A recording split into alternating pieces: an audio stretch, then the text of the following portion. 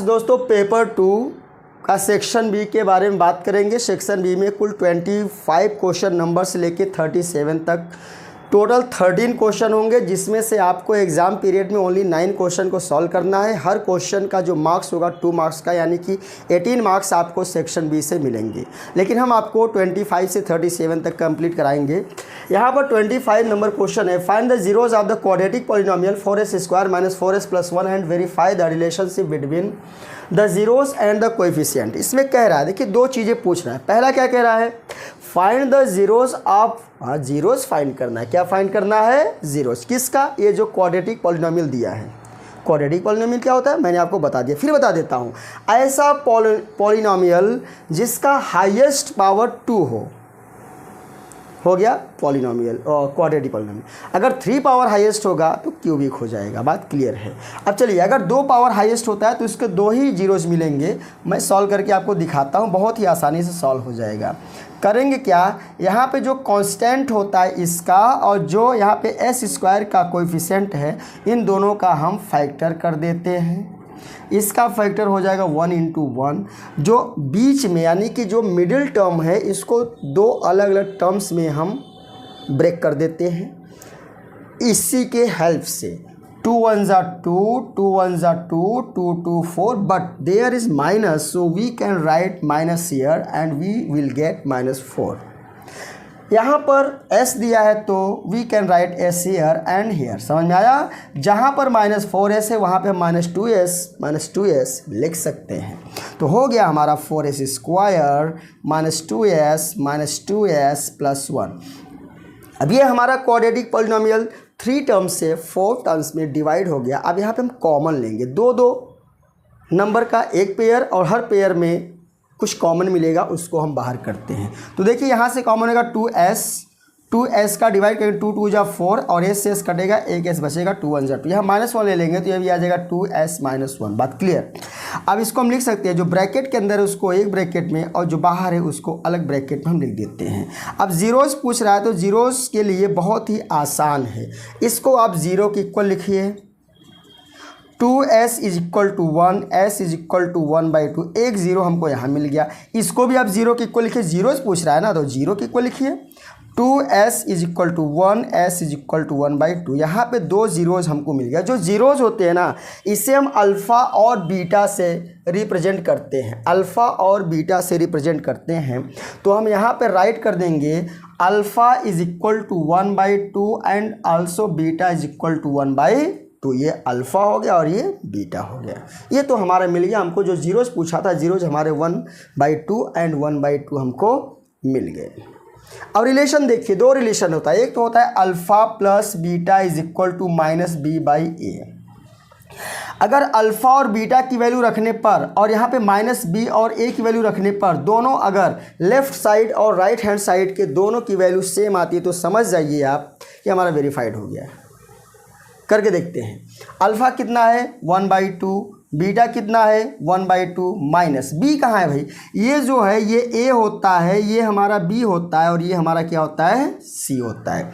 तो माइनस पहले से है और b की वैल्यू भी यहाँ पे -4 है, तो यहाँ लिख देंगे -4 अपॉन a की वैल्यू कितनी है? यहाँ पे 4 है। a की वैल्यू कितनी है? 4 है। सॉल्व करिए, 1 1 मिलके 2/2 = 4/4। क्यों? क्योंकि माइनस का मल्टीप्लाई माइनस में होगा तो प्लस होगा। 4 1 = 4, 2 1 = 2, 1 = 1। Left hand side equal to right hand side मिलकर लिखने की कोई ज़रूरत नहीं है। ये हमारा वेरीफाइड हो गया एक रिलेशन। ठीक है। सेकंड रिलेशन क्या होता है? सेकंड होता है अल्फ़ा × बीटा, मतलब अल्फ़ा × बीटा = इसकी वैल्यू होती है c/a। अब यहाँ भी अल्फ़ा की वैल्यू रखते हैं तो 1/2 × 1/2 = c की वैल्यू क्या है भाई? देखो यहाँ c = 1, 1/a की वैल्यू क्या है भाई? 4 है, तो यहाँ लिख देंगे 4। तो 1 1 = 1/2, 2 = 4 = 1/5 आया ना, लेफ्ट साइड राइट साइड के इक्वल। तो इस यहाँ भी हम वेरीफाइड लिख देते हैं। ये हमारे क्वेश्चन का आंसर हमको मिल गया। फ्रेंड्स, क्वेश्चन नंबर 26 है, find a quadratic polynomial for which the sum and the product of zeros are √5 and 3/4 respectively. यहाँ पर 2 चीज़ें हमको दिया गया, उन 2 चीज़ों की हेल्प से हमको क्वाड्रेटिक पॉलिनोमियल बनाना है। बहुत आसान है। यहाँ पे दिया क्या है? सम दिया है एंड प्रोडक्ट दिया, मतलब ये सम है और ये प्रोडक्ट है। सम मैंने आपको अभी बताया अल्फ़ा प्लस बीटा सम होता है इज इक्वल टू, आपको पता है minus b by A is equal to कितना दिया है √5 अपॉन में कुछ नहीं तो 1 हम लिख सकते हैं, बात क्लियर है। अब आते हैं अल्फ़ा इंटू बीटा, प्रोडक्ट की बात करते हैं तो होता है C by A is equal to 3/4। एक बात ध्यान दीजिए आप, यहाँ पर ए बी सी की वैल्यू हमको फाइंड होगी, ये हमारा रेशियो में है और रेशियो कभी किसी नंबर के इक्वल नहीं होता है, तो वहाँ पर कोई कांस्टेंट हम लगा देते हैं। कैसे लगाते हैं उसको हम आपको समझा दें। पहले आप कुछ चीज़ों को इक्वल करिए। देखिए यहाँ पर ए दो चीज़ें ए बी सी, कुल मिला के ए बी सी, ठीक है। ए बी सी में ए जो है कॉमन है, इसका मतलब अगर यहाँ ए इज इक्वल टू 1 है तो यहाँ पर भी ए इज इक्वल टू 1 ही होना चाहिए था, या अगर यहाँ ए इज इक्वल टू 4 है तो यहाँ भी ए इज इक्वल टू 4 होना चाहिए था, क्योंकि ये दोनों कॉमन है ना। बी सी कुछ भी रहे उससे हमको लेना देना नहीं है, पहले हमको ए को इक्वल करना है। देखिए क्या करेंगे, यहाँ पे हाईएस्ट नंबर है 4 ए की और यहाँ पे कम है 1 की, तो क्या करेंगे इसमें हम 4 का मल्टीप्लाई कर देंगे। अगर नीचे मल्टीप्लाई करते हैं तो ऊपर भी मल्टीप्लाई करना होता है, तो 4√5 अपॉन 4 1 जा 4। तो देखिए ए की वैल्यू यहाँ 4, यहाँ भी ए की वैल्यू 4 मिल गई, कोई बात नहीं, क्लियर हो गया। सी इज इक्वल टू 3 और बी इज इक्वल टू 4√5। मैं यहाँ पे लिखता हूँ सिस्टमेटिक ढंग से, नहीं तो आप कंफ्यूज हो जाएंगे। ए इज इक्वल टू मैंने लिख दिया 4, ये 4 नहीं होगा, आप समझिए। जैसे अगर दो नंबर हैं, एक मानिए 4 है एक 16 है, या एक मान लीजिए 8 है, एक 8 है एक 32 है, एक नंबर 8 है एक नंबर 32 है, तो नंबर है, इसको काट सकते हैं हम, कट कर सकते हैं, एक ही नंबर से कट होगा। 4 2 जा 8, 4 8 जा 30, 2 1 जा 2, 2 4 जा 8, 1/4 हो गया 1/4। मतलब ये सबसे छोटी जो नंबर हमको फाइंड हुई है यही रेशियो है 8/32 का। इसका मतलब जो 1/4 है, मतलब 1:4 है, यह जो रेशियो है ना, ये 1 इनफाइनाइट नंबर ऐसे होंगे, दो नंबर का पेयर, एक न्यूमरेटर डिनोमिनेटर, उनका जो रेशियो होगा 1/4 जो रेशियो है वह इनफाइनाइट नंबर का रेशियो आता है। तो इसका मतलब जो यहाँ पे हमने ए इक्वल टू 4 लिखा है तो ए इक्वल टू 4 नहीं, क्यों? क्योंकि रेशियो में है ना, देखो रेशियो में है ना, तो इसलिए यह 4 नहीं होता, उसमें कोई कांस्टेंट जोड़ देते हैं तो के हो जाता है। उसी तरह से b इज इक्वल टू, यहाँ पे माइनस है, क्या है माइनस है, तो b इज इक्वल टू हो जाएगा माइनस, क्या हो जाएगा b इक्वल टू, मैं लिखूंगा नहीं यहाँ पे, यहाँ मैं लिखूंगा -4√5 बराबर। और c इज इक्वल टू यहाँ से हमको मिलेगा 3k, यहाँ भी k लिखेंगे और यहाँ भी k लिखेंगे, बस बात क्लियर होगी। इतना समझाना लंबा था, बाकी तो क्वाड्रेटिक पॉलिनोमियल तो अभी हम 2 सेकंड में कर देंगे। हमको पता है जो क्वाड्रेटिक पॉलिनोमियल का स्टैंडर्ड फॉर्म होता है, standard form of quadratic polynomial होता है ax² plus bx plus c। बोलिए होता ही नहीं होता है? होता है। तो जहाँ पे a है वहाँ पे हम लिख देंगे 4kx², जहाँ पर b है वहाँ लिख देंगे -4√5k into x plus c की वैल्यू लिख देंगे हम 3k। सब में k है तो हम k कॉमन ले लेते हैं, k कॉमन ले लिया हमने, बचा क्या 4x² -4√5x और प्लस 3, ये हो गया हमारा आंसर। दोस्तों question number 27, find the roots of the equation 6x² -x - 2 = 0 by factorization. बहुत सिंपल है, फैक्टराइजेशन मैंने आपको करना बताया है, आप फैक्टर कर दीजिए, आपको 2 रूट मिल जाएंगे। यहाँ पे 6x² - x - 2 = 0 है। हमने आपको क्या बोला था, जो ये होता है इसका फैक्टर कर देते हैं और जो कांस्टेंट होता है उसका फैक्टर कर देते हैं। हमको लाना है -x, बहुत आसान है। कैसे आसान है, 2 2 जा 4 और 3 1 जा 3, -x लाना है तो -4 + 3 करेंगे तभी तो -1 आएगा, बात क्लियर हो गई। चलिए 6x² - 4x + 3x - 2 = 0। यहाँ पे कॉमन होगा 2 3 जा 6, 2 2 जा 4, 2 दोनों में x भी है तो 2 3 जा 3x - 2 2 जा 4 2 प्लस यहाँ पे कोई कॉमन नहीं तो 1 लेते हैं तो यहाँ भी आ जाएगा 3x - 2 = 0। अब 3x - 2 को एक ब्रैकेट में, 2x + 1 को दूसरे ब्रैकेट में = 0। इसको एक बार ज़ीरो की इक्वल करते हैं तो 3x minus 2 is equal to 0, 3x is equal to 2, x is equal to 2/3। एक ज़ीरो हमको यहाँ फाइंड हो गया। सेकंड हमारा है, इसको हम इरेज कर देते हैं, इसका काम ख़त्म हो गया। आइए क्या करेंगे हम इसको, ये देखिए सेकेंड वाले को, ये 2x plus 1 is equal to 0, 2x is equal to -1, x is equal to -1/2। ये दो हमको मिल गया। पूछ क्या रहा है, जीरो रूट पूछ रहा है, रूट पूछ रहा है। तो रूट्स आर, मैं केवल ऐसे लिख देता हूँ, रूट्स क्या क्या हो जाएंगे 2/3 एंड 1/2, यहाँ पे माइनस लिख देते हैं।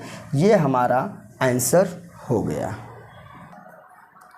दोस्तों क्वेश्चन नंबर 28 है, check whether 301 is a term of the list of numbers 5, 11, 17 and 23। कह रहा है कि हमको चेक करना है कि जो 301 है, ये जो हमको लिस्ट दिया है, ये लिस्ट किसका दिया है, अर्थमेटिक प्रोग्रेशन। ये अर्थमेटिक प्रोग्रेशन लेसन का जो चैप्टर, ये अर्थमेटिक प्रोग्रेशन यहाँ पे लिखा है और पूछ रहा है कि आप चेक करके बताइए क्या यह 301 इसका कोई टर्म होगा, उसे हमें चेक करके दिखाना है। तो आइए हम चेक करके दिखाते हैं आपको। हमको क्या पता है, ये हम मान लेते हैं an इज इक्वल टू 301 है, और यहाँ से जो पहला होता है तो a होता है, आपको पता ही होगा, और d हमको पता करना है। d कितना हमारा 11 में से 5 निकालेंगे तो जो बचेगा वही हमारा d होता है। फार्मूला हमको पता है, NH term of an arithmetic progression का फाइंड करने के लिए जो फार्मूला होता है, फार्मूला हमको पता है an is equal to a plus n minus 1 into d. बस क्लियर रख देते हैं यहाँ पे। 301 is equal to 5 plus n को ही फाइंड करना है और d इज इक्वल टू 6 है। 301 को अगर हम यहाँ लिखते हैं, 5 को लाते तो माइनस होता है, यहाँ पे n माइनस 1 इंटू 6 हो जाता है। माइनस करेंगे तो 11 माइनस 5 इज इक्वल टू कितना होगा 6, यहाँ 9, 296 अपॉन 6 इज इक्वल टू, ऐसा नहीं करते, 296 में यहाँ कर देता हूँ इज इक्वल टू, इसका मल्टीप्लाई करेंगे 6n माइनस 6, 296 6 आएगा इधर तो plus is equal to 6n, जोड़ देंगे, इसको ऐड कर देंगे, 6 6 12, 9 1 2 2 1 3, 302 इज इक्वल टू 6n, और n इज इक्वल टू हो जाएगा 302 अपन, बस कोई सोल्यूशन करना है इसका, रख के बस इसको सॉल्व करना है, बाकी कुछ नहीं है। इसको कट करिए, 2 से कटेगा, 2 3 जा 6, 2 1 जा 2, 2 5 जा 10, 2 1 जा 2, तो n इज इक्वल टू 151/3। आप समझिए 151 जो है वह 3 का डिवाइड करने पर पूरी तरह से परफेक्ट नंबर में डिवाइड नहीं होगा। इसका मतलब जो n है, जो n टर्म है, मतलब n is not a natural number. Natural number क्या होता है, नेचुरल नंबर परफेक्ट नंबर होता है, नेचुरल नंबर यह नेचुरल नंबर नहीं है। इसका मतलब सो 301 is not a term of the list. ये आपका आंसर हो गया। दोस्तों क्वेश्चन नंबर 29 है, find the sum of first 12 terms of the AP -37। देखो AP दिया है -37, -33, -29 डैश डैश डैश। आगे देखिए क्या करते हैं। यहाँ पे सम पूछ रहा है 12 टर्म्स का। 12 टर्म्स समझ रहे हैं, ये first, second, third, fourth, fifth, 6, 7, 8, 9, 10, 11, 12 ऐसे 12 टर्म्स रहेंगे। सबको ऐड करने पर जो आंसर आएगा वही आंसर हम फार्मूले से करके दिखाते हैं। तो यहाँ पे करना क्या है आप समझिए। सबसे पहले यहाँ पे कुछ चीज़ें दी गई होती है, जैसे ये है ना, ये हमारा A कहलाता है, फर्स्ट टर्म है -37। दो चीज़ें पता होनी चाहिए, D इज इक्वल टू हमको पता है, सेकेंड में से फर्स्ट को माइनस करते हैं, मतलब -33 -37 इज इक्वल टू -33, माइनस का मल्टीप्लाई माइनस में तो +37, तो D इज इक्वल टू हो जाएगा 4, और n इज इक्वल टू 12, क्योंकि 12 टर्म्स तक का पूछ रहा है, n इज इक्वल टू 12 लिख देंगे। और सम का जो फॉर्मूला होता है Sn is equal to n/2 in bracket 2a plus n minus 1 into d, ये होता है। और S12 को पूछ रहा है तो यहाँ पे 12, n की वैल्यू 12 है तो 12/2, जो वैल्यू वही रखते जाते हैं हम, ठीक है। -37 प्लस n माइनस 1, n कितना 12 minus 1 into d is equal to 4। इसको सॉल्व कर लेते हैं। 2 6 जा 12, 6 हो गया। यहाँ पे देखिए मल्टीप्लाई करें, 2 7 जा 14, 2 3 जा 6 1 7 माइनस 74 प्लस 12 माइनस 1 इजक्वल 11, 11 4 जा 44। इसको सॉल्व करेंगे हम। 6 ब्रैकेट में 4 minus 4 is equal to 0, 7 minus 4 is equal to 3, हाँ, और माइनस में आएगा और सॉल्व कर देंगे तो 3 6 जा 18 माइनस 180 आ गया S12। यानी 12 टर्म्स का जो सम है वो माइनस 180 होता है।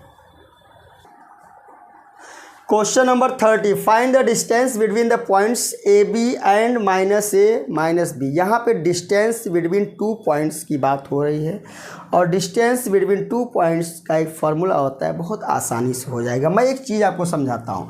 मान लीजिए यहाँ पर कोई पॉइंट कैपिटल ए है और ये दूसरा पॉइंट यहाँ पे बी है और इन दोनों के बीच का जो ये डिस्टेंस है, इसी डिस्टेंस को फाइंड करना है, जबकि इसका कोऑर्डिनेट आपको ए और बी दिया गया है और इसका कोऑर्डिनेट आपको minus n minus b is given that here. अब क्या करेंगे, आपको समझ आना चाहिए। यहाँ पे जो कोऑर्डिनेट होता है इसको हम x1, इसको y1 मानते हैं और ये हमारा होता है x2 और y2। बात क्लियर हो गई। अब डिस्टेंस बिटवीन 2 पॉइंट्स का जो फॉर्मूला होता है, ए बी है, एक पॉइंट ए है दूसरा पॉइंट बी, तो हम लिख सकते हैं a b is equal to in the bracket x1 minus x2 का whole square plus y1 minus y2 whole square. बस वैल्यू रखिए और सॉल्व करिए, आपका आंसर फटाक से आ जाएगा। चलिए x1 कितना है भैया a, x2 कितना है माइनस है, यहाँ पे माइनस पहले है तो दोनों माइनस का मल्टीप्लाई होगा तो प्लस हो जाएगा। तो a प्लस a का होल स्क्वायर। उसी तरह से y1 क्या है b, माइनस फार्मूले में और माइनस वहाँ पर भी है तो माइनस माइनस प्लस हो गया, इसका होल स्क्वायर। आगे चलिए, a और a को जब ऐड करते हैं तो 2a होता है, तो 2a का होल स्क्वायर प्लस वही काम यहाँ पे 2b का होल स्क्वायर। आपको पता है 2 का स्क्वायर 4 होता है, a का a स्क्वायर प्लस 2 का 4, b का b स्क्वायर। आप समझिए यहाँ पर दोनों में 4 कॉमन है तो a square plus b square बचेगा। अगर हम यहाँ पे 4 का स्क्वायर रूट लेते हैं मतलब ये बाहर निकलेगा तो 2 और रूट में बचेगा a square plus b square. अगर लिखना है तो a b is equal to 2 in the root a square under root a square plus b square. यही आपका आंसर है, distance between 2 points a and b जो हमने माना था। दोस्तों क्वेश्चन नंबर 31 है, find the coordinates of the point which divides the line segment joining the points. यहाँ पॉइंट्स दिया है 4 - 3 and 8 5 in the ratio 3:1 respectively. क्या कह रहा है, कोई एक ऐसा पॉइंट है जो किसी लाइन को डिवाइड कर रहा है, किस रेशियो में 3:1 में। मैं बताता हूँ। यहाँ पे मान लीजिए कि लाइन है, क्या है, ये एक लाइन है। मान लेते हैं ये लाइन ए बी इसका एंडिंग पॉइंट है, ठीक है, ए और बी एक लाइन हो गई। अब इसको कोई एक पॉइंट मान लेते हैं, यहीं कहीं पे कोई एक पॉइंट सी इसको कट कर रही है, ठीक है, किस रेशियो में 3:1। मतलब यहाँ से यहाँ तक की जो डिस्टेंस मान लीजिए 3 और यहाँ से यहाँ तक का 1 और ए का जो ये क्या है हमारा कोऑर्डिनेट्स है, ये हमारा है 4 और -3 और इसका जो है ये 8 और 5 है। तो हमें पूछ रहा है कि जो पॉइंट इस लाइन को डिवाइड कर रही 3:1 में, तो इसका ये जो सी पॉइंट है, इस पॉइंट सी का कोऑर्डिनेट्स क्या होगा, पॉइंट सी का कोऑर्डिनेट क्या होगा। अगर किसी लाइन को कोई एक पॉइंट कट करती है, रेशियो आपको पता हो, इन पॉइंट का आपको क्या पता हो, कोऑर्डिनेट्स भी पता हो, तो हम इसका कोऑर्डिनेट बड़ी आसानी से निकाल सकते हैं, थोड़ा सा चेंजिंग करके। चेंजिंग कुछ नहीं करना है, एक छोटे से फॉर्मूले के आधार पे। ये जो 4 है इसको हम x1 लिखते हैं, पहले बता दिया था मैं, ये y1 होता है और यह x2 होता है, ये y2 होता है। और जो 3 और 1 दिया है ना, तो मैं लिख देता हूँ यहाँ पे, एकदम क्लियरली लिख देता हूँ, यहाँ नहीं लिखता हूँ। चलिए मैं यहाँ लिख के आपको दिखाता हूँ। चलिए इसकी वैल्यू लिख दीजिए, x1 is equal to 4, x2 is equal to ये x2 होगा 8, ये y1 होगा, y1 इज इक्वल टू -3 और y2 इज इक्वल टू 5 और जो 3 1 है एक m1 होता है ये वाला 3 और ये वाला हो जाएगा हमारा m2 इज इक्वल टू 1। आइए अगर हमको कोऑर्डिनेट्स सी पॉइंट का निकालना है तो मैं लिख देता हूँ फॉर पॉइंट सी, मैं अपने हिसाब से लिख रहा हूँ। आइए होता है क्या, अब इसमें भी दो कोऑर्डिनेट मिलेंगे, एक तो हमारा x मिलेगा, दूसरा y। तो x और y की वैल्यू क्या होगी वही हमको निकालना है। तो हमको फार्मूला पता है x is equal to m1 x2 plus m2 x1 upon m1 plus m2। पहले मैं x निकाल देता हूँ। x इज इक्वल टू जहाँ जहाँ ये सब है m1 x2 x1 m2 जो भी है इन सब की वैल्यू यहाँ से हम यहाँ रखेंगे और सॉल्व कर देंगे, हमको x की वैल्यू मिल जाएगी। चलिए m1 कितना है 3 है इंटू x2 कितना है 8 है प्लस m2 कितना है 1 है और x1 कितना है 4 है, m1 कितना है 3 है, m2 क्या है 1 है। सॉल्व करिए 3 8 जा 24 एंड 1 4 जा 4 अपॉन 3 और 1 plus 3 1 4, 24 plus 4 is equal to 28 upon में 4 4 7 जा 28। तो x की वैल्यू हमको मिल गई 7। एक कोऑर्डिनेट हमको मिल गया। सेकेंड कोऑर्डिनेट के लिए आपको पता होना चाहिए जैसे x का हमने निकाला वैसे y का भी निकाल लेंगे। y इज इक्वल टू होता है m1 y2 plus m2 y1 upon m1 plus m2।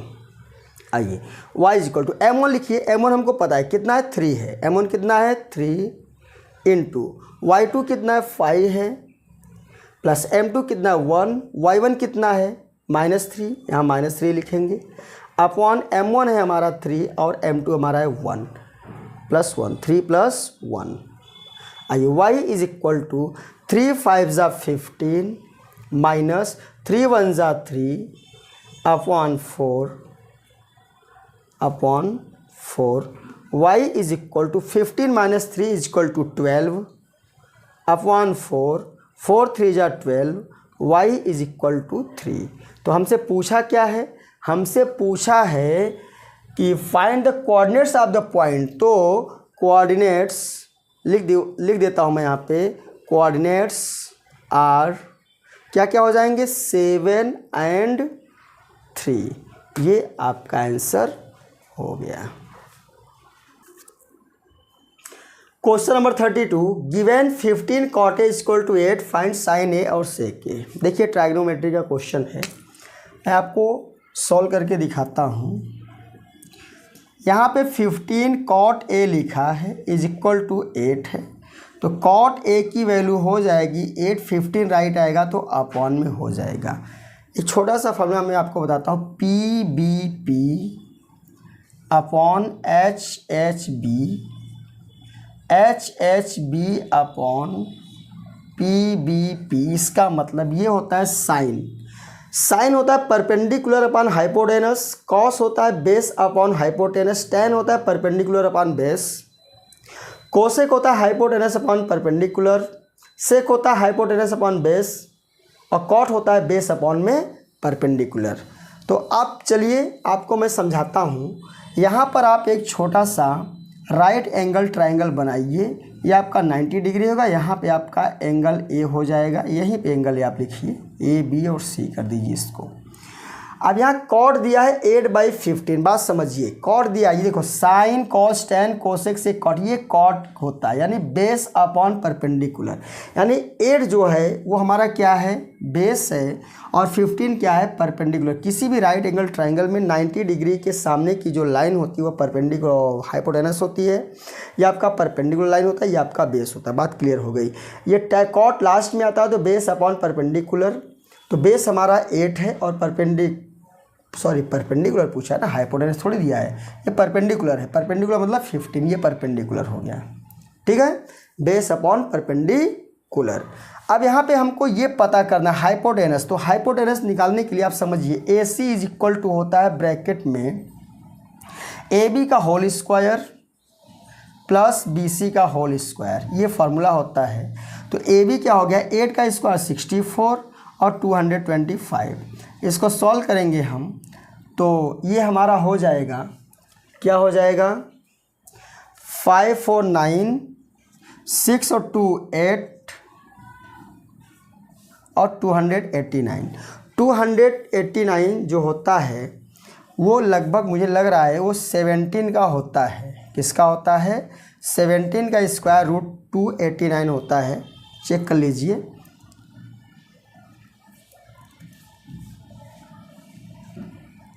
बराबर है, ये 17 का स्क्वायर रूट होता है 200 है। तो जो हमारा AC 17 हो गया। अब सारी बातें क्लियर हो जाएगी। हमसे पूछा है क्या, देखो ध्यान दीजिए, एक चीज़ और है यहाँ पे।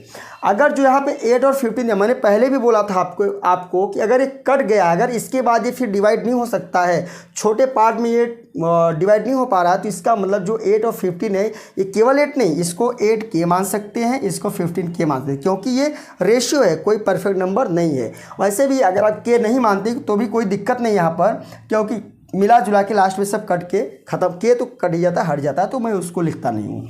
हमको साइन ए पूछ रहा है। क्या पूछ रहा है? साइन ए। बस केवल आपको समझाने का मेन उद्देश्य यही बड़ा था, बाकी वैल्यू तो बहुत फटाक से आ जाएगी। साइन क्या होता है भाई? Perpendicular upon hypotenuse. परपेंडिकुलर क्या है? 15 है, और हाइपोटेनस कितनी है? 17। आ गया ना एक आंसर। बस ऐसे ही लिख देना है आपको। और क्या पूछ रहा है? सेक ए। चलिए, सेक क्या होता है? सेक है, देखिए, साइन कॉस टैन कोसेक, ये सेक होता है। Hypotenuse upon base. हाइपोटेनस क्या है?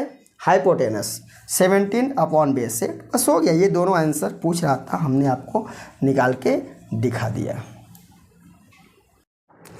दोस्तों क्वेश्चन 33 है, evaluate sine 30 degree cos 45 degree plus cos 30 degree sine 45 degree. इसको सॉल्व करना है। तो हमको पता है साइन 30 की वैल्यू होती है 1/2, कॉस 45 की वैल्यू होती है √2/2, और कॉस 30 की वैल्यू होती है √3/2, और इसकी वैल्यू होती है √2/2। बस इसको सॉल्व कर लीजिए।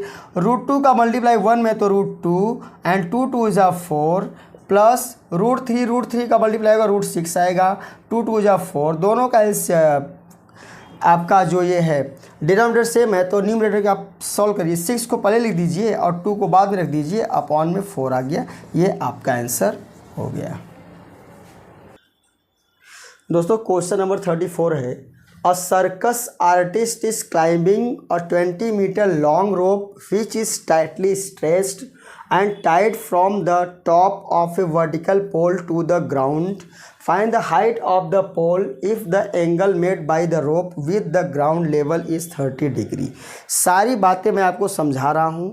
एक सर्कस का आर्टिस्ट है जो कि एक 20 मीटर लंबी रोप है, रोप मीन्स रस्सी है, जो कि किसी पोल के माध्यम से टाइटली बांधी गई है, और उस पर वो चढ़ रहा है, और जो एंगल बन रहा है किसका? रोप का ग्राउंड के साथ, वह 30 डिग्री का बना है। मैं समझाता हूँ। ये पोल है। क्या है? ये पोल है। पोल ज़मीन में गड़ा होगा। अब इसके इस सिरे से, इस एंडिंग पॉइंट से यहाँ पर एक रस्सी इस तरह से ज़मीन में ऐसे बांधी गई है, और जो रस्सी की हाइट, रस्सी की जो लेंथ है, वह लेंथ है उसकी कितनी लॉन्ग है? 20 मीटर लॉन्ग ये रोप है। और यहाँ से हम इसको ऐसे मिला देते हैं, और जो वो क्या बोल रहा है? वो बोल रहा है कि जो angle made by the rope, ये जो रस्सी है, रोप है, इसका जो एंगल है ग्राउंड के साथ कितने डिग्री का बन रहा है? 30 डिग्री का बन रहा है। तो हमसे पूछ रहा है, क्या पूछ रहा है? Find the height of the pole. ये जो पोल है, मान लेते हैं पोल हमारा AB है और ये C है, यहाँ पे 90 डिग्री होगा। इस पोल की जो लेंथ है इसी को पूछ रहा है, इसी के बारे में पूछ रहा है कि इसकी हाइट कितनी है, कितना ऊंचा है ये पोल।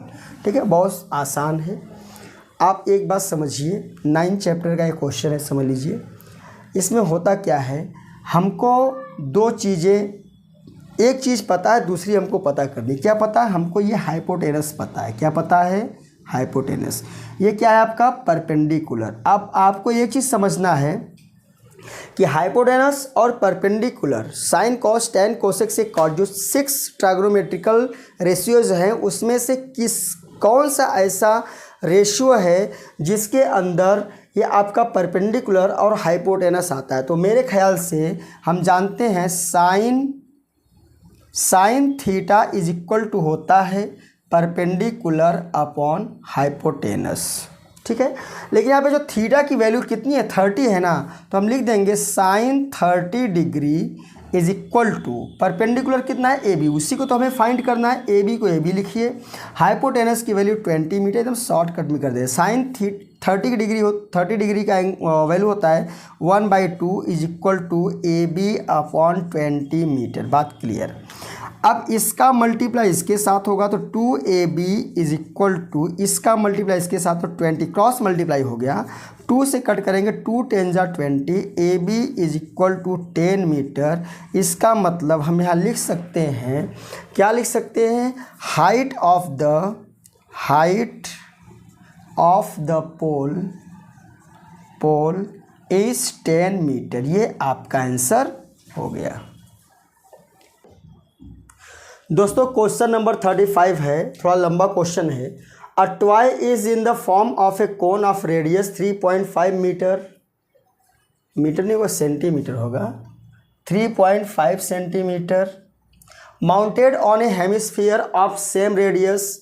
The lateral height of the cone is 12.5 centimetre.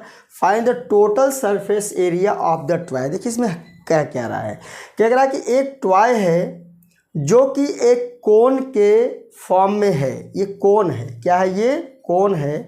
इस कोन के फॉर्म में एक टॉय है जिसका रेडियस, मतलब अगर यहाँ 20 की बात करें तो यहाँ से लेके यहाँ तक की जो डिस्टेंस होगी, रेडियस होगी, यह 3.5 सेंटीमीटर की होगी। और माउंटेड ऑन ए हेमिस्फीयर, मतलब ये जो है ना, ऐसा एक हेमिस्फीयर है, उसके ऊपर ये इस तरह से माउंटेड है, यानी कि लगा हुआ है। सेम रेडियस, जितनी रेडियस इस कोन की है, जितनी रेडियस इस कोन की है उतनी ही रेडियस इस हेमिस्फीयर की है। मतलब अगर यहाँ से यहाँ तक की डिस्टेंस निकाला जाए तो ये 3.5 सेंटीमीटर होगा। बात क्लियर है। अब क्या कह रहा है, the lateral height of the कोन, ये कोन है, ये कोन है, इसकी जो पूरी हाइट, सीधी हाइट जो है वो 12.5 सेंटीमीटर, कितनी है, 12.5 सेंटीमीटर। टोटल सरफेस एरिया इसकी फाइंड करना है, ये पूरा खिलौना है। तो आप समझिए, देखिए यहाँ पे दो चीज़ें हैं, एक तो हेमिस्फीयर है, दूसरा क्या है, हमारा कोन है। कोन का कर्व सरफेस एरिया निकाल दें, हेमिस्फीयर का कर्व सरफेस एरिया निकाल दें, तो टोटल सरफेस एरिया हमें इसका मिल जाएगा। बस इतना ध्यान रखना है कि कोन का और हेमिस्फीयर का निकाल के दोनों का ऐड कर देना है, क्योंकि दोनों एक साथ में है तो दोनों का ऐड कर देना है। इसके लिए हमने किया क्या, कुछ किया नहीं है, ये हमने लिख दिया पहले से, क्योंकि लंबा जाता है वीडियो, इसलिए हमने आपको लिख के दिखा दिया कि लैटरल हाइट ऑफ द कोन। देखो ये कोन की जो हाइट है ना, ये यहाँ से यहाँ तक की जो ये हाइट है कोन की, ये हमारी 12.5 सेंटीमीटर, वो हमने लिखा जो दिया है। रेडियस कोन का दिया 3.5 सेंटीमीटर, मैंने पहले ही आपको बता दिया, उसको हमने लिख दिया।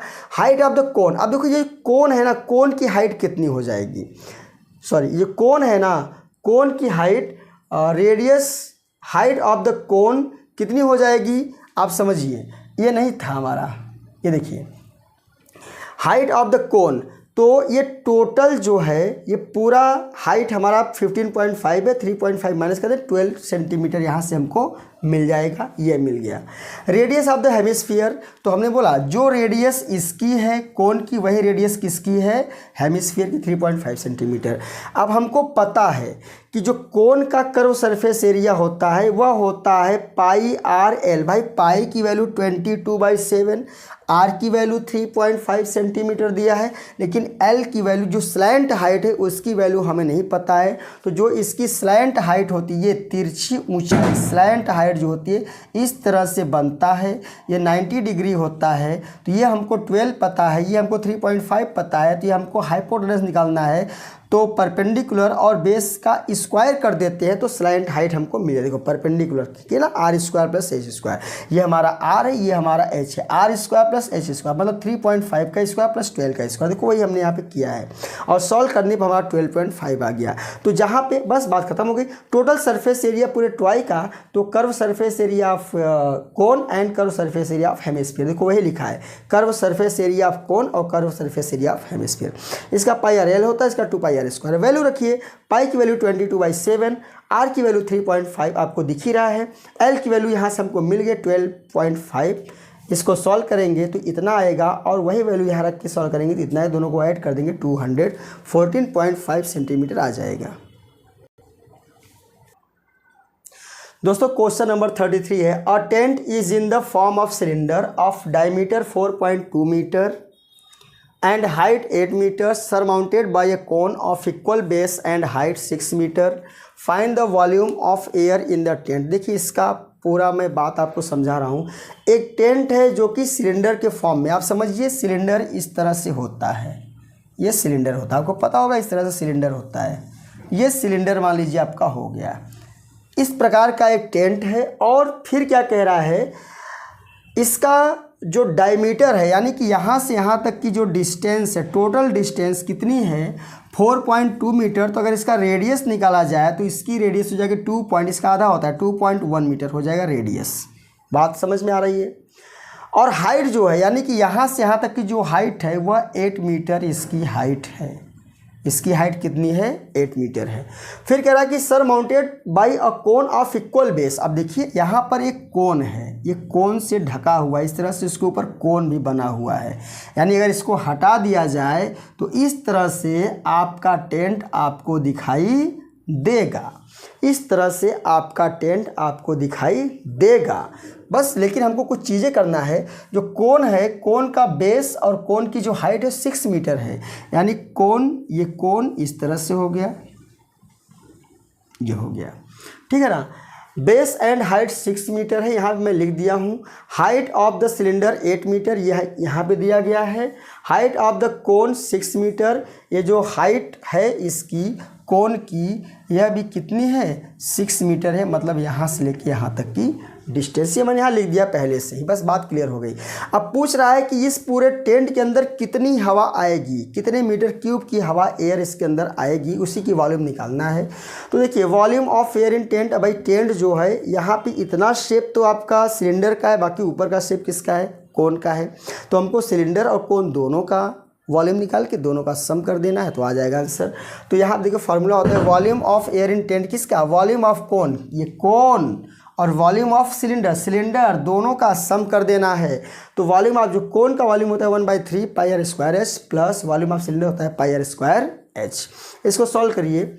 चलिए 1/3 मैं लिख देता हूँ। पाई की वैल्यू 22/7 होगी। आर की वैल्यू हमको पता है 2.1 मीटर, तो स्क्वायर है तो 2.1 इंटू 2.1 इंटू एच की वैल्यू कितनी है, ये किसका है, कोन है ना, तो हाइट ऑफ कोन कितना 6 मीटर है, इज प्लस पाई की वैल्यू 22/7 इंटू आर, आर किसका है, सिलेंडर, वॉल्यूम ऑफ सिलेंडर, इसका भी आर जो है 2.1 ही होगा। तो 2.1 इंटू 2.1 इंटू इसकी हाइट कितना है 8। देखिए भाई यहाँ मीटर मीटर मीटर यानी क्यूब हो जाएगा, यहाँ भी मीटर का क्यूब हो जाएगा। इसको सॉल्व करिए। चलिए सॉल्व करके हम दिखाते हैं आपको। 7 3 जा 21 और 3 30 होगा, 3 10 जा 30 10 आएगा, 2 5 जा 10 11 जा। अब इसका सबका मल्टीप्लाई आप करके देखना, लंबा है पर मैं कर देता हूँ। सबका मल्टीप्लाई अगर आप करेंगे तो 27.72 मीटर क्यूब आएगा, आप करिएगा। और इसको सॉल्व करेंगे आप, इतना लंबा मैं नहीं करूँगा, 110.88 मीटर क्यूब आएगा। दोनों को सम करेंगे तो 138.6 मीटर क्यूब आएगा।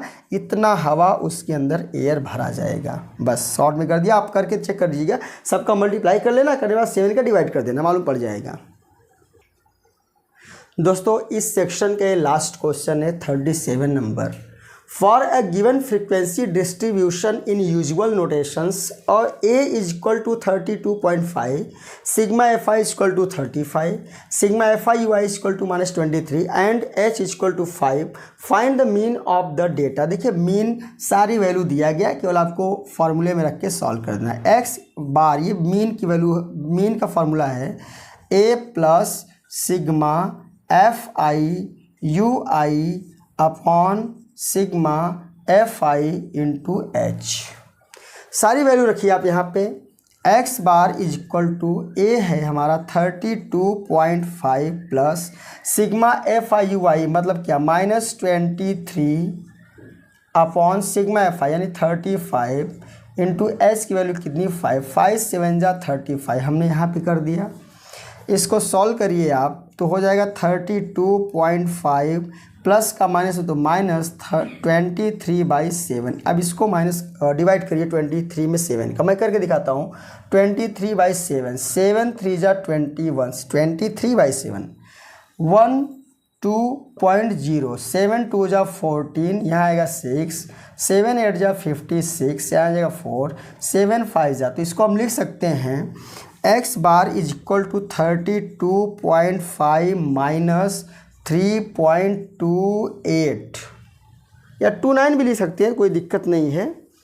तो आ जाएगा हमारा, ऐसा करिए आप, इसको हम इस तरह से डिवाइड कर दिए।